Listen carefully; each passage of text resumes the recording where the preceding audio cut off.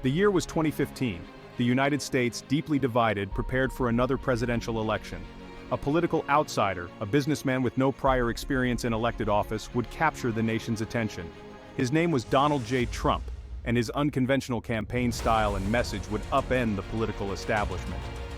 This is the story of Trump's election strategies, a deep dive into the tactics, rhetoric, and moments that defined his rise to power.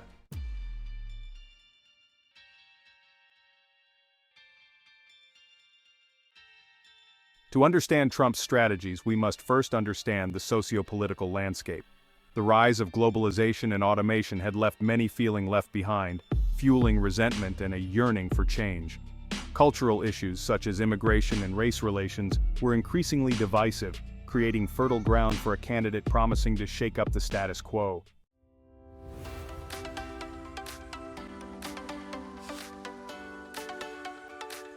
Trump's entry into politics was anything but conventional. He spoke directly to the anxieties of many Americans, using simple language and bold promises. His rallies, energetic and passionate, felt more like rock concerts than political events, allowing him to bypass traditional media and control his narrative.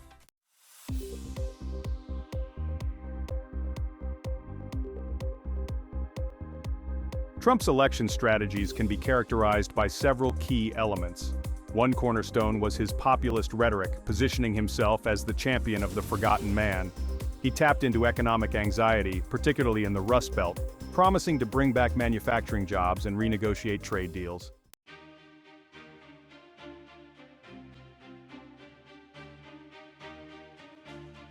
Trump's campaign was built on populist rhetoric, resonating with voters who felt ignored. "Make America Great Again" encapsulated his core message, a promise to restore America to a bygone era of prosperity. He positioned himself as the champion of the forgotten man, railing against globalization and the decline of the middle class. This outsider status became Trump's greatest strength, arguing he was not beholden to special interests. He was not afraid to speak truth to power, even if it meant breaking with political correctness.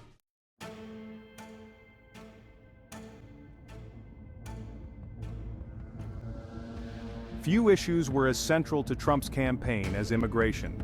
He tapped into anxiety among some Americans who felt their jobs and culture were under threat. His promise to build a wall along the US-Mexico border became a rallying cry. Trump's rhetoric on immigration was often inflammatory, painting a picture of America under siege. This issue allowed Trump to tap into deeper cultural anxieties about rapid change and erosion of traditional values.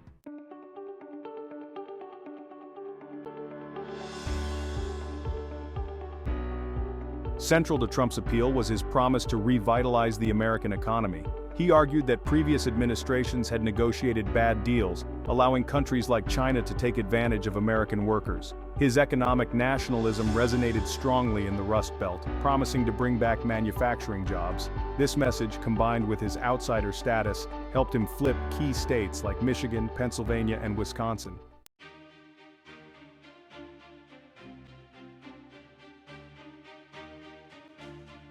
Trump's focus on the Rust Belt was strategic. He held massive rallies, promising to bring back jobs and revitalize manufacturing. His promise to renegotiate trade deals like NAFTA was particularly popular. This focus, combined with his strong performance among white, working-class voters, proved to be a winning strategy.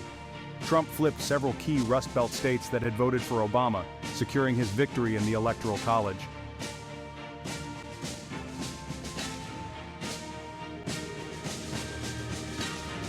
Trump's success was about tapping into a deeper current of discontent.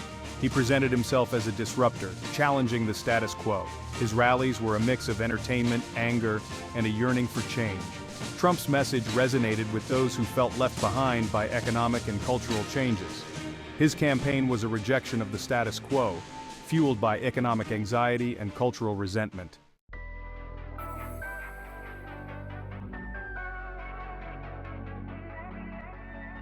Trump's mastery of social media, particularly Twitter, was revolutionary. He used it to connect directly with voters, bypassing traditional media filters. His tweets, often provocative, kept him in the headlines and set the agenda for the news cycle. This direct line of communication built a fiercely loyal following. His tweets mobilized his base against opponents and perceived enemies.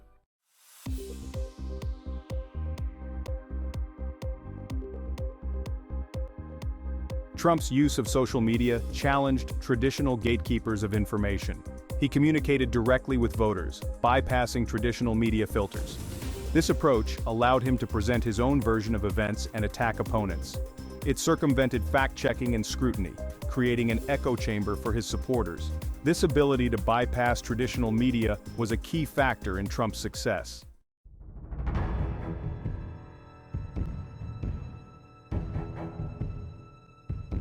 Trump's prolific use of Twitter defined his presidency. His tweets were often official policy statements and announcements. This use of social media had profound implications for news reporting and consumption. Traditional media outlets struggled to keep up with the rapid pace of his tweets. His tweets provided a constant source of drama and intrigue, captivating the world.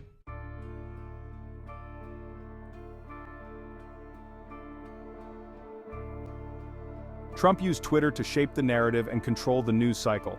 He employed simple, memorable phrases to discredit opponents and sow distrust. These slogans became part of the national lexicon. His attacks on opponents dominated the news cycle and damaged their reputations. This approach allowed him to shape public opinion, even in the face of criticism.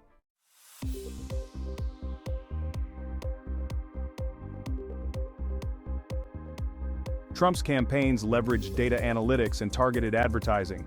They used data to micro-target specific voter demographics with tailored messages.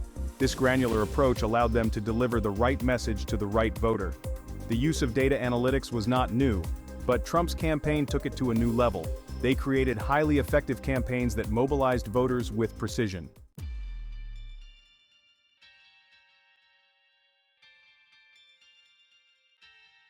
Trump's approach to political debates was confrontational and brash. He interrupted opponents, hurled insults, and made unsubstantiated claims. His goal was to dominate the stage and discredit rivals. This style was criticized but effective in the age of soundbite-driven media.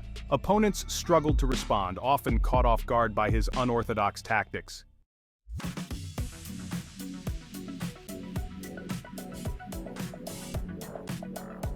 One of Trump's most potent weapons in the political arena was his mastery of language, particularly his use of nicknames and derogatory labels to define his opponents in the minds of the voters. He understood that a catchy nickname, repeated often enough, could stick in the public consciousness and shape perceptions of a candidate, regardless of its accuracy. Crooked Hillary, Lyin' Ted, Little Marco, Sleepy Joe. These were not just insults, they were branding exercises designed to undermine his opponent's credibility and make them seem untrustworthy or weak.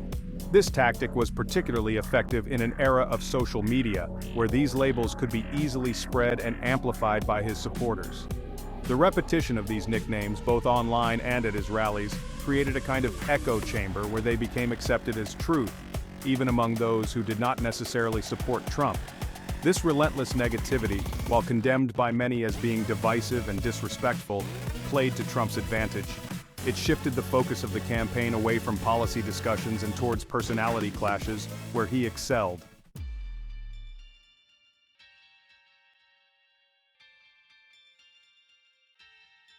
From the outset of his campaign, Donald Trump declared war on the media, branding any outlet or journalist that dared to criticize him as fake news.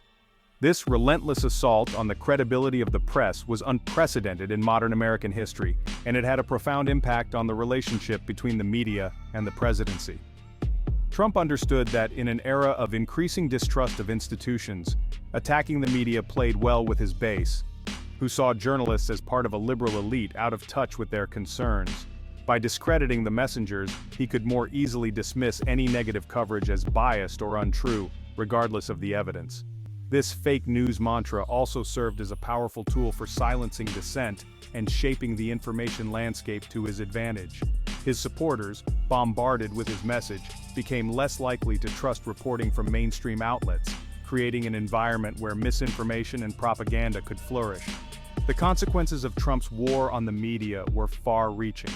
It eroded public trust in journalism, fueled partisan divisions, and created an atmosphere of hostility and suspicion towards reporters just doing their jobs.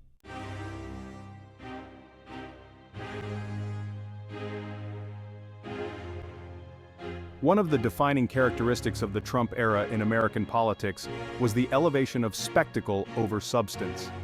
Trump, a master showman, understood the power of entertainment and spectacle to capture attention and distract from policy details or uncomfortable truths.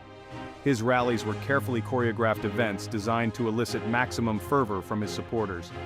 He used inflammatory rhetoric, made outrageous promises, and reveled in the adulation of the crowd, creating an atmosphere more akin to a rock concert than a political gathering. This focus on spectacle, combined with his dominance of social media, allowed Trump to control the narrative and dictate the terms of political discourse. He could launch into a Twitter tirade or make a shocking statement, and the media would be forced to cover it, pushing aside more substantive policy discussions in the process. This constant barrage of drama and controversy played to Trump's advantage. It kept him at the center of attention, distracted from his administration's shortcomings, and created an environment where outrage and emotional appeals often trumped reasoned debate.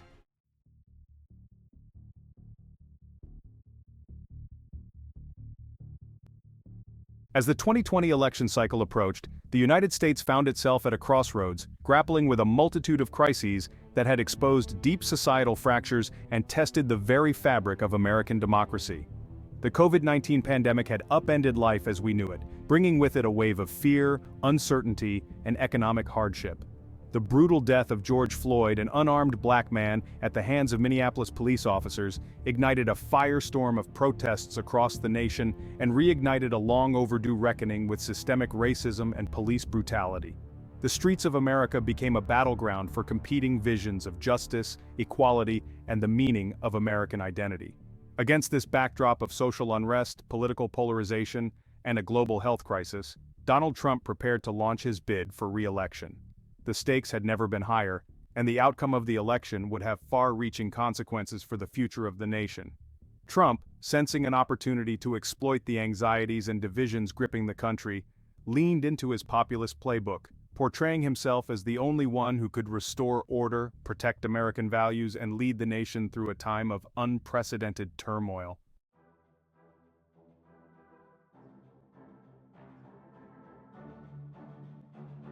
As protests against racial injustice and police brutality swept across the nation, Trump seized on the unrest, positioning himself as the law and order candidate. He condemned the protesters, often conflating peaceful demonstrations with acts of rioting and looting, and vowed to restore order by any means necessary. He deployed federal law enforcement agents to cities like Portland, Oregon, where they clashed with protesters, further inflaming tensions. Trump's rhetoric and actions appealed to a segment of the electorate who viewed the protests as a threat to their safety and way of life, particularly in suburban areas where he needed to shore up support. He repeatedly accused his Democratic opponent Joe Biden of being weak on crime and beholden to radical left elements that he claimed wanted to defund the police and dismantle law enforcement. Trump's strategy was to stoke fear and anxiety, painting a picture of a nation spiraling into chaos under Democratic leadership. This law and order message, while criticized by many as being divisive and racially charged, resonated with a segment of the electorate who longed for a return to stability and who viewed Trump as a strong leader who would not hesitate to use force to maintain order.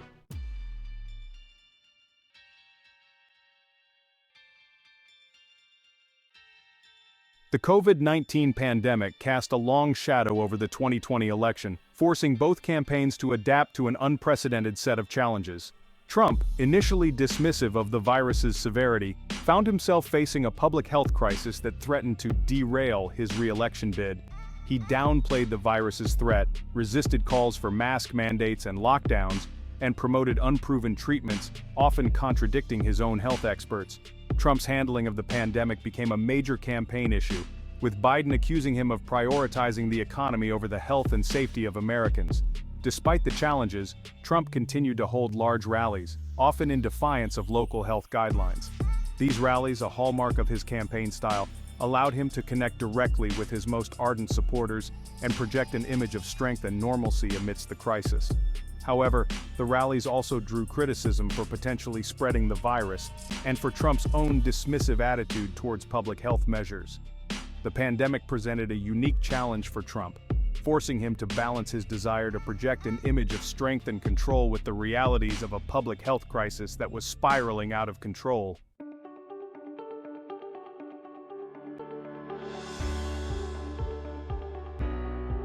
Recognizing the deep polarization within the electorate, Trump's 2020 campaign strategy focused heavily on galvanizing his existing base of support.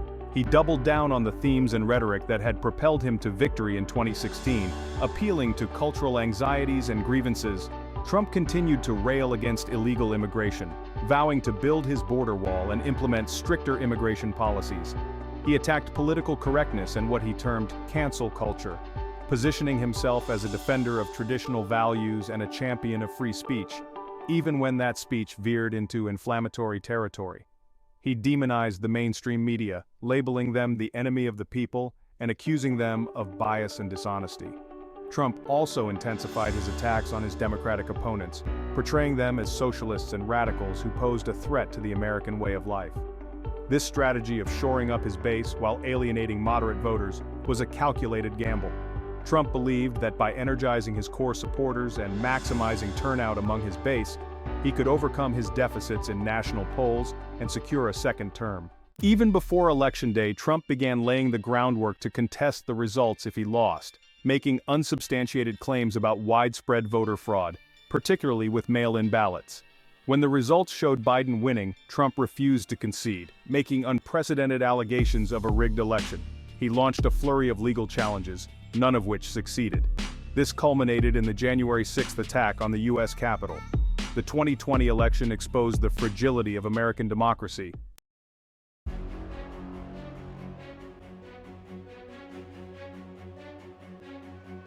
Despite his loss in 2020 and the shadow of the January 6th insurrection, Donald Trump's grip on the Republican Party remains remarkably strong. He continues to be a potent force in American politics, shaping the party's agenda, endorsing candidates, and fueling speculation about a potential 2024 presidential run. Trump's enduring appeal within the GOP is rooted in his ability to tap into a deep well of cultural anxiety and resentment. His supporters see him as a fighter, a disruptor, and a champion of their values in a rapidly changing world that they believe is leaving them behind. He has successfully positioned himself as the leader of a movement, one that transcends traditional partisan divides and taps into a deeper sense of grievance and alienation. His supporters view him not just as a politician but as a cultural icon, a symbol of resistance against what they perceive as an elitist liberal establishment that is hostile to their way of life. This fervent base of support gives Trump considerable leverage within the Republican Party. He has used his platform to purge his critics from the party, endorse loyalists in key races, and punish those who dared to cross him. Central to Trump's post-2020 strategy is his relentless focus on alleged election fraud, a theme that has become a rallying cry for his supporters and a potent fundraising tool. Despite overwhelming evidence to the contrary, Trump continues to claim that the 2020 election was stolen from him, fueling distrust in American democracy. This narrative resonates deeply with a segment of the electorate who feel left behind and disenfranchised. Trump has tapped into this sense of grievance, channeling it into anger and distrust towards institutions.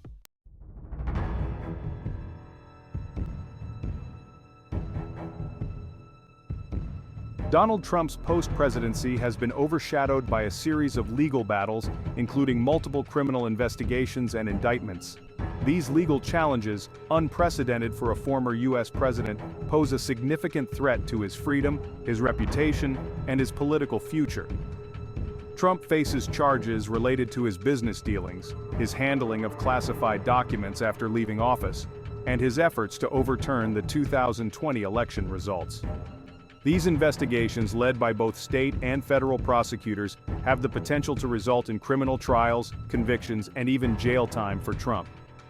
Trump has vehemently denied any wrongdoing, characterizing these investigations as politically motivated witch hunts designed to silence him and prevent him from running for office again. He has used his platform to attack prosecutors, judges, and witnesses, seeking to undermine the credibility of the legal system and rally his supporters to his defense.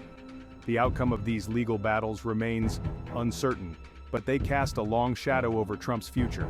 A conviction in any of these cases could damage his reputation, alienate potential supporters, and complicate any future political ambitions. Banned from mainstream social media platforms after the January 6th insurrection, Trump launched his own media ventures, including Truth Social and Trump Media and Technology Group, or TMTG. These ventures provide Trump with an unfiltered platform to communicate directly with his supporters and control the narrative. He envisions TMTG as a conservative media empire, challenging the liberal bias of mainstream media. Truth Social, launched as a free speech alternative, has struggled with technical issues and low engagement. It remains a tool for Trump to mobilize his base, disseminate his message, and attack critics. Trump's media ventures show his enduring influence and entrepreneurial spirit. Whether they succeed or fail, they represent a significant development in the media landscape.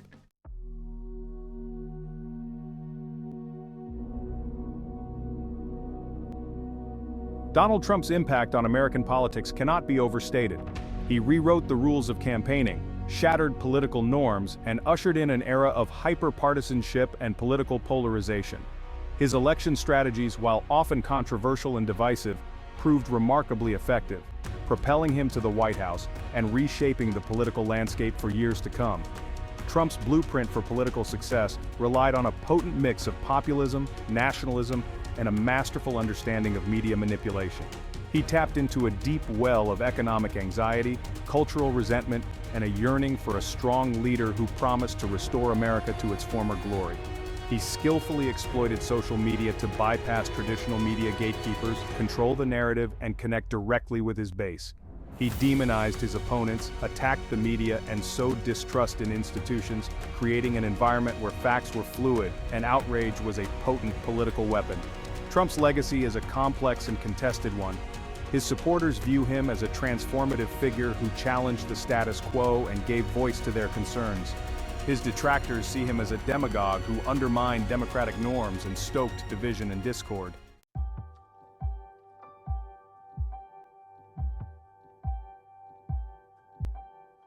To understand the enduring appeal of Donald Trump and his brand of politics, we must look beyond his often outrageous rhetoric and examine the underlying social and economic forces that have fueled his rise. Trump's success is, in many ways, a symptom of a deeper malaise within American society, a sense of economic insecurity, cultural anxiety, and political alienation that has been brewing for decades. Globalization, technological change, and demographic shifts have left many Americans feeling left behind, struggling to adapt to a rapidly changing world. Trump tapped into this sense of unease, channeling it into anger and resentment towards elites, immigrants, and institutions that many Americans believe have failed them. He offered simple solutions to complex problems, promising to restore jobs, secure the border, and put America first. His message resonated particularly strongly among white working-class voters who felt left behind by economic change and cultural shifts. They saw in Trump a champion who shared their values, spoke their language, and promised to fight for them.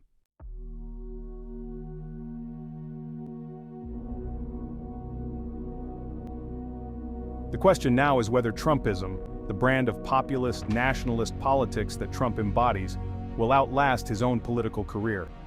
The Republican Party, once defined by fiscal conservatism and social moderation, has undergone a profound transformation under Trump's influence. The party's base has shifted, embracing a more populist, nationalist, and culturally conservative agenda. Trump's focus on immigration, trade, and cultural issues has resonated with this base, pushing the party further to the right and leaving many moderate Republicans feeling alienated. The GOP is now grappling with its identity in a post-Trump era. Will it continue down the path of Trumpism, embracing his brand of populism and grievance politics? Or will it seek to moderate its message and broaden its appeal to win back suburban voters who were turned off by Trump's rhetoric and behavior? The answers to these questions will have profound implications not just for the Republican Party, but for the future of American politics. Trump's legacy of disruption will continue to shape the political landscape for years to come as the nation grapples with the forces of populism, polarization, and the erosion of democratic norms. Thank you for watching. Subscribe to my channel, Explore TV.